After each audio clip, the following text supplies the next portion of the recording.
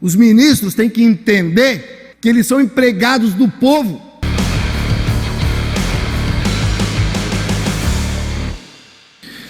Vocês imaginem que vocês vão lá, estacionam o carro de vocês no estacionamento privado, no caso, por exemplo, da Havan, e aí vem a polícia e te multa. Infelizmente isso aconteceu. Pessoas sendo multadas por estacionar no estacionamento privado.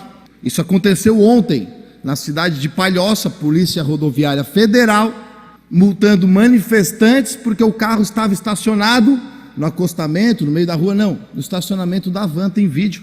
Isso é uma sacanagem o que fazem com essas pessoas, que são tratadas como criminosas. Tenham mais empatia, Polícia Rodoviária Federal. Aí tu imagina essas pessoas que saem, depois de assistirem por meses, todo um golpe arquitetado para que o candidato deles fossem prejudicados na campanha, e aí os caras saem às ruas para se manifestar e ainda volta com uma multa para casa porque estacionou o carro no estacionamento da Havan. Aí tu pensa, a pessoa assistindo tudo aquilo, né? Desde quando o Lula foi solto, isso já foi uma piada. 4 condenações e o Lula foi livrado por um ministro do STF que foi indicado pelo PT. Aí a gente tem que olhar aquilo com nariz de palhaço e depois o STF vai lá e devolve os direitos eleitorais para o condenado em 3 instâncias, 4 vezes. De novo a gente tem que assistir aquilo ali. Aí o Lula se lança pré-candidato à presidência da República. Nossa, ninguém imaginava.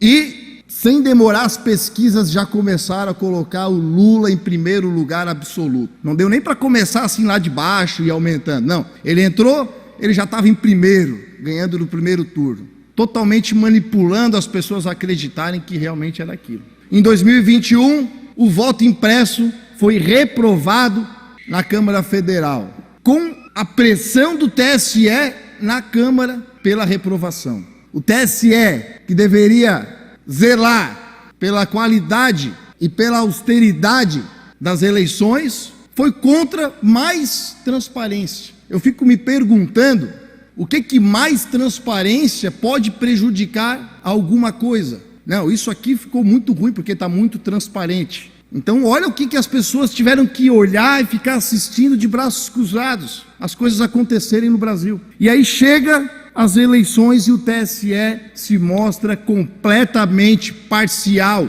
Não fez nada com relação às 154 mil, olha só, 154 mil inserções não veiculadas da campanha do Bolsonaro. 154 mil. Se cada uma delas convencesse 13 pessoas, o Bolsonaro tinha ganho. O TSE concedeu, olha, 184 direitos de respostas para o Lula. 184. Para o Bolsonaro, 6.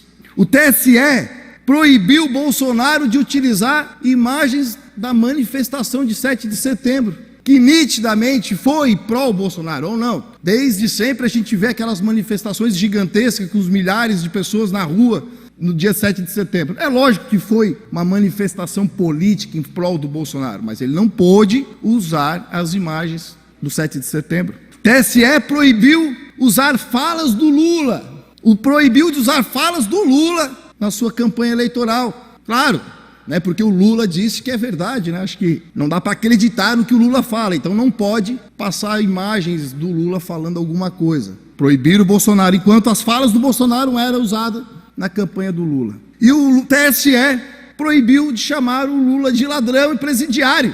Lógico, porque não é presidiário quem foi preso. Ele é, sei lá, coroinha, não sei o que tem que ser chamado uma pessoa que foi condenada e preso. Mas o TSE foi lá e proibiu de chamar o Lula de ex-presidiário e de ladrão. Então, para alegria do TSE, da Rede Globo, dos maconheiros, o Lula, como a gente imaginava, ganha a eleição. E o TSE derruba a live do argentino que ousou pegar os dados do próprio site do TSE e fazer uma live comentando sobre os números do próprio site do TSE.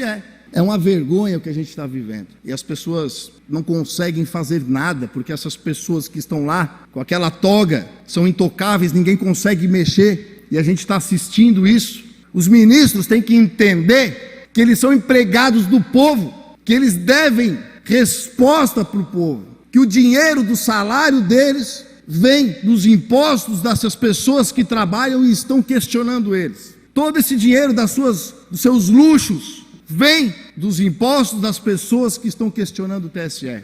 E aí o que ele faz? Ele os tratam como criminosos e bloqueiam redes sociais das pessoas que ousam questionar o TSE. Eu tenho vergonha do nosso Supremo Tribunal Eleitoral. Eu tenho vergonha do nosso STF e do nosso TSE.